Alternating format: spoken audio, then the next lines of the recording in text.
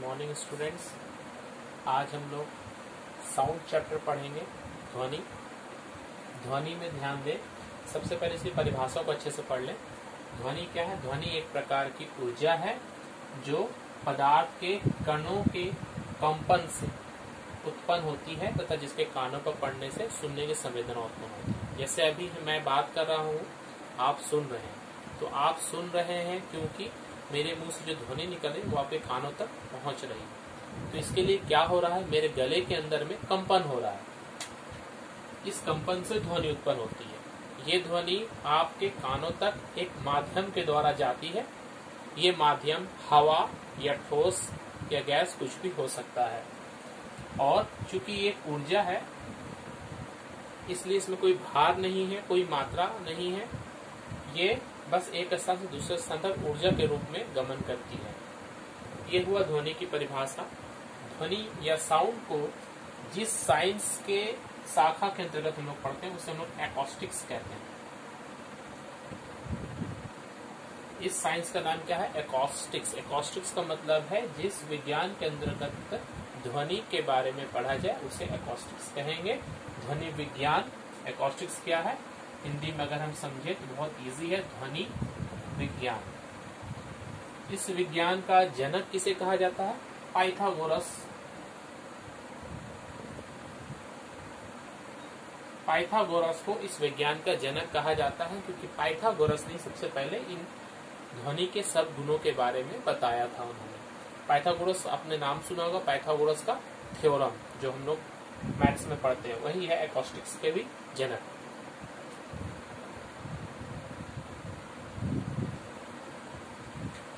ध्वनि के परिभाषा से हम लोगों ने क्या देखा है कि ध्वनि कंपन से उत्पन्न होती है। कंपन का मतलब होता है वाइब्रेशन। जैसे ये देखिए, ये कंपन कर रहा है, ये कंपन से उत्पन्न होती है। इसे एक प्रूफ के द्वारा अगर हमें पूछे तो हम लोग सब स्कूल में देखते ही हैं, घंटी, जो लोहे की जो घंटी होती है, जब हम उसे हथौड़ा से मारते हैं तो उसमें कंपन आता है। वो कंपन ही ध्वनि उत्पन्न करती है। इसे और अगर समझना है तो अगर एक ढोल है या नगाड़ा है, मान लीजिए,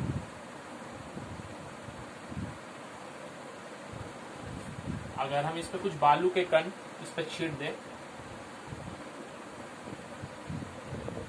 और इसको अगर हम बजाना शुरू करें तो जब ये कंपन करेगा, इसके ऊपर का जो लेदर कंपन करता है, तो ये कण भी ऊपर नीचे से कंपन करने लगेंगे। इसका मतलब हम क्या देख रहे हैं कि कंपन से ध्वनि उत्पन्न हो रही है। उसी कंपन के कारण ये जो बालू के कण है ये ऊपर नीचे कंपन कर रहे हैं। इसका मतलब जब कंपन होगी तभी ध्वनि उत्पन्न होगी। अगर कंपन को हम बंद कर दें तो ध्वनि सुनाई देना भी बंद हो जाएगा। जैसे स्कूल में अगर हम घंटी बजाते हैं, जब वो घंटी जितनी देर तक कंपन करता है, अगर हम उसे हाथ से छू ले तो उसे कंपन बंद हो जाता है और वो धीरे धीरे करके ध्वनि बंद हो जाती है। दूसरा जो इम्पोर्टेंट पॉइंट है, ध्वनि गमन के लिए माध्यम आवश्यक है। माध्यम कहने का मतलब क्या है? माध्यम कहने का मतलब है हमारे पास तीन माध्यम हो सकते हैं। वो वायु के रूप में, यानी कि गैसीय माध्यम, जो कि हम जानते हैं वायु, जनरली हम लोग कहते हैं इसको वायु, जल का माध्यम और ठोस का माध्यम। ये तीन तरह के माध्यम से हम लोग ध्वनि को सुन सकते हैं। जैसे गैस, जैसे अभी बात कर रहा हूं मैं और मेरे सामने अगर कोई खड़ा है तो वो जो सुनेगा, बीच में जो एयर है उसके द्वारा ध्वनि जाती है। जल के अंदर में अगर कोई डूब कर एक दूसरे से बात करे, दोनों जल के अंदर होना चाहिए, तो वो जल से ध्वनि का प्रवाह होगा। ठोस जैसे कि जब हम एक लोहे के पाइप को कान में लगाकर बात करते हैं या इस तरह से बोलते हैं, तो उसमें से भी ठोस के द्वारा, यानी कि लोहे के पाइप के द्वारा ध्वनि गमन करती है। इसके लिए आवश्यक है, अगर ये माध्यम ना हो तो क्या ध्वनि गमन कर सकता है? नहीं। अगर माध्यम नहीं हो तो ध्वनि गमन नहीं कर सकता है। जैसे सूर्य से पृथ्वी तक लाइट आ पाती है, मगर सूर्य पे उत्पन्न ध्वनि वो हमारे तक नहीं पहुंच सकती है। क्यों नहीं पहुंच सकती है? क्योंकि लाइट के आने के लिए माध्यम की कोई आवश्यकता नहीं है, वो बिना माध्यम के भी जा सकती है। लेकिन साउंड के लिए चूंकि माध्यम आवश्यक है और सूर्य और पृथ्वी के बीच बहुत बड़े भाग में वायु शून्य है, कोई माध्यम ही नहीं है, इसलिए वहां से कोई भी ध्वनि हमारे तक नहीं पहुंच सकती है। जितनी भी विस्फोट होती है सूर्य के अंदर में, वहां से कोई ध्वनि हमारे तक नहीं पहुंचाती। इसको अगर हमें कहा जाए कि एक प्रयोग के द्वारा बताएं कि ध्वनि के लिए माध्यम आवश्यक, हम क्या करते हैं, एक टेबल पर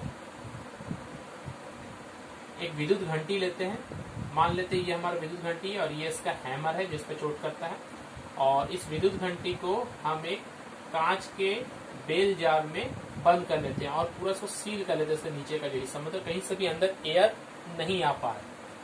और यहाँ पर एक जगह होल कर एक वायु चूसक पंप या वैक्यूम करने के लिए एक वायु चूसक पंप यहाँ से हम लोग लगा देते हैं। वायु चूसक पंप ये एक बेल जार या ग्लास जार इसे हम कहेंगे, ये हमारा बेल है, इलेक्ट्रिक बेल, और ये वैक्यूम पंप है जो अंदर के हवा को बाहर निकाल सकता है, और इसका हम कनेक्शन इलेक्ट्रिक से कर देंगे।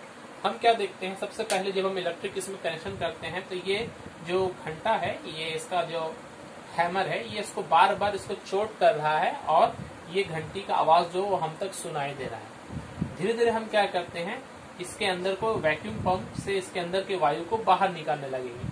जैसे जैसे अंदर के हवा निकलती जाएगी, ये जो साउंड सुनना है जो हमें सुनाई दे रहा है वो धीरे धीरे कम होता जाएगा, धीरे धीरे कम होता जाएगा। जैसे ही पूरा का पूरा वायु निकल जाएगा, हम क्या देखेंगे कि ध्वनि का आना बंद हो गया। हालांकि उस समय भी ये बेल चल रहा है, स्विच ऑन है, इस पर ये वाइब्रेशन कर रहा है, धक्का मार रहा है, साउंड उत्पन्न हो रहा है वाइब्रेशन के कारण, लेकिन चूंकि अंदर का कोई माध्यम नहीं है, वायु खत्म हो चुका है, अंदर से निकाला जा चुका है, इसलिए हमें ये सुनाई नहीं देगा। अगर इसको फिर वापस चालू कर दे, वापस से हवा अंदर जाने लगे, तो धीरे धीरे फिर से साउंड बढ़ते बढ़ते एक जो मिनिमम वैल्यू था जो हम सुन पा रहे थे, हम उसे सुन पाएंगे। तो हम देख रहे हैं ध्वनि गमन के लिए माध्यम आवश्यक है। तीसरा है ध्वनि तरंग रूप से गति करती है। ध्वनि तरंग रूप से गति करती है, ये तरंग क्या है, ये क्यों इस रूप से गति करती है, इसके बारे में हम लोग पढ़ेंगे। तरंग क्या है पहले हम लोग पढ़ेंगे, उसके बाद ये तरंग कितने प्रकार के होते हैं, ध्वनि किस प्रकार की तरंग है, ये हम पढ़ने जा रहे हैं। तरंग, वेव, किसी माध्यम के कणों से उत्पन्न वह हलचल। माध्यम का मतलब है जैसे कि हवा, मान लेते हैं हवा एक माध्यम है, इस हवा में बहुत सारे कण हैं। किसी माध्यम के कणों से उत्पन्न वह हलचल जो माध्यम के एक स्थान से दूसरे स्थान तक, ये मान लीजिए एक स्थान ए है, ये दूसरा स्थान मान लेते हैं बी है, एक स्थान से दूसरे स्थान तक ऊर्जा का परिवहन करते हैं। ऊर्जा जैसे कि यहाँ पर ध्वनि ऊर्जा हम कह सकते हैं, ध्वनि ऊर्जा या प्रकाश ऊर्जा या कोई भी ऊर्जा का परिवहन करती है, किंतु माध्यम के कण स्थानांतरित या स्थान नहीं बदलते हैं। मतलब ये जो कण है ये अपनी जगह में ही रहकर यहाँ से यहाँ ध्वनि ऊर्जा को, ये कण यहाँ से यहाँ ध्वनि ऊर्जा को, इस तरीके से करते करते ध्वनि ऊर्जा तो यहाँ से यहाँ पहुंच जाएगी। मतलब कण जो है वो अपना स्थान नहीं बदलेंगे। इस चीज को ध्यान देंगे कि तरंग ये ऊर्जा के जाने का एक तरीका है, एक मेथड है, जिस मेथड में ऊर्जा तो एक स्थान से दूसरे स्थान तक चली जाती है। किसके द्वारा जाती है, ये कणों के द्वारा जाती है। ये कण मगर स्थान नहीं बदलते हैं, इस चीज को ध्यान देंगे, स्थान नहीं बदलते हैं, ये बहुत इंपॉर्टेंट है ये तरंग के लिए। अब यहाँ पर जैसे कहा जा रहा है वह हलचल, हलचल का मतलब है एक तरह से कंपन। ये जो है ए से जब ऊर्जा स्टार्ट हो रही है तो इस कण के पास आ रही है, तो ये जो है ये कंपन करने लगेगा। ये कंपन करते करते इसको ऊर्जा देगा और उसके बाद ये शांत हो जाएगा, फिर ये कंपन करने लगेगा, फिर ये इसको ऊर्जा देगा और ये शांत हो जाएगा। इस तरह से हम देखते हैं कि ऊर्जा का परिवहन हो रहा है, बस ये अपने स्थान पर ही कंपन कर रहे हैं। जैसे इसको अगर समझना हो तो मान लीजिए एक क्लास में आप लोग जब एक लाइन से फर्स्ट, सेकंड, थर्ड, फोर्थ इस तरह से आप लोग बैठे हुए हैं और मुझे ये पेन फर्स्ट बेंच से लास्ट बेंच तक भेजना है, तो बिना किसी को डिस्टर्ब किए हुए ये कैसे भेज सकते हैं। सबसे पहले ये पेन मैं फर्स्ट बेंच में जो बैठा हुआ लड़का उसे दूंगा, वो पीछे वाले लड़के को देगा सेकंड में, सेकंड से थर्ड, थर्ड से फोर्थ, ऐसे करते करते ये पेन तो पीछे तक पहुंच जाएगा, मगर ना ही मुझे और ना ही आप लोगों में से किसी को उठकर जाना पड़ेगा। तो ये एक तरह का ही तरंग है, इसे हम तरंग कह सकते हैं तरंग को समझने के लिए। ये जो तरंग है चूंकि इसमें माध्यम के कणों का कंपन हो रहा है, अब ये कंपन लेफ्ट राइट भी हो सकता है और अप डाउन भी हो सकता है। इस आधार पर, कंपन के आधार पर हम तरंग को दो भागों में हम लोग बांटते हैं। तरंग के आधार पर तरंग को दो भागों में बांटा गया है। एक है अनुदैर्ध्य तरंग,